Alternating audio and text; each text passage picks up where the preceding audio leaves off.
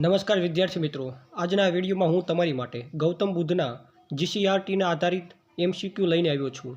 અને આ એમસીક્યુ તમને આગળ કોમ્પિટિટિવ એક્ઝામમાં ખૂબ જ ઉપયોગી થવાના છે. માટે વિડીયોને અંત સુધી જરૂર જોજો. અને જો તમે ચેનલ ઉપર નવા આવતા હોય તો ચેનલને પણ સબસ્ક્રાઈબ જરૂરથી કરી લેજો, જેથી આ ચેનલ ઉપર તમને આવી જ કોમ્પિટિટિવ એક્ઝામને લગતી તમામ જાણકારી મળતી રહેવાની છે. તો ચાલો શરૂ કરીએ વિડીયોને. પહેલો પ્રશ્ન, ગૌતમ બુદ્ધનું બાળપણનું નામ શું હતું?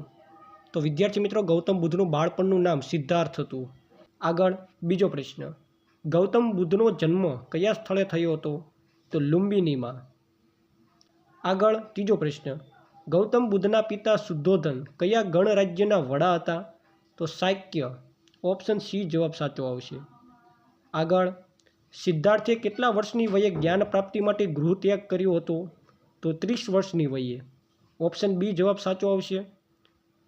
આગળ પાંચમો પ્રશ્ન, ગૌતમ બુદ્ધના ગૃહત્યાગની ઘટનાને બૌદ્ધ ગ્રંથોમાં શું કહેવામાં આવે છે?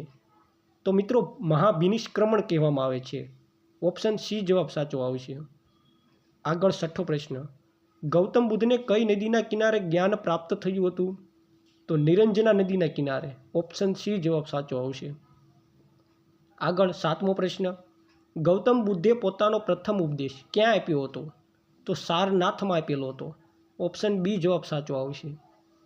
આગળ, બુદ્ધના પ્રથમ ઉપદેશને ઇતિહાસમાં કયા નામે ઓળખવામાં આવે છે? તો ધર્મચક્ર પ્રવર્તન તરીકે ઓળખવામાં આવે છે. ઓપ્શન બી જવાબ સાચો આવશે. આગળ નવમો પ્રશ્ન, બૌદ્ધ ધર્મના પવિત્ર ગ્રંથ ત્રિપિટક કઈ ભાષામાં લખાયેલા છે? તો પાલી ભાષામાં. ઓપ્શન સી જવાબ સાચો આવશે. આગળ દસમો પ્રશ્ન, બુદ્ધના મતે દુઃખનું મૂળ કારણ શું છે? તો તૃષ્ણા એટલે કે ઈચ્છા. ઓપ્શન સી જવાબ સાચો આવશે. આગળ 11મો પ્રશ્ન, એશિયાના જ્યોતિપુંજ એટલે કે લાઇટ ઓફ એશિયા તરીકે કોણ ઓળખાય છે? તો ગૌતમ બુદ્ધને ઓળખવામાં આવે છે. ઓપ્શન સી જવાબ સાચો આવશે. આગળ 12મો પ્રશ્ન, ગૌતમ બુદ્ધનું અવસાન એટલે કે નિર્વાણ કયા સ્થળે થયું હતું? તો કુશીનારામાં. ઓપ્શન સી જવાબ સાચો આવશે. આગળ 13મો પ્રશ્ન, બૌદ્ધ ધર્મમાં સાધુઓના નિવાસ સ્થાનને શું કહેવામાં આવે છે? તો વિહાર કહેવામાં આવે છે. ઓપ્શન સી જવાબ સાચો આવશે. આગળ 14મો પ્રશ્ન, ગૌતમ બુદ્ધના પત્નીનું નામ શું હતું? તો યશોધરા. ઓપ્શન સી જવાબ સાચો આવશે. અને છેલ્લે 15મો પ્રશ્ન, નીચેનામાંથી કયો ગ્રંથ ત્રિપિટકનો ભાગ નથી?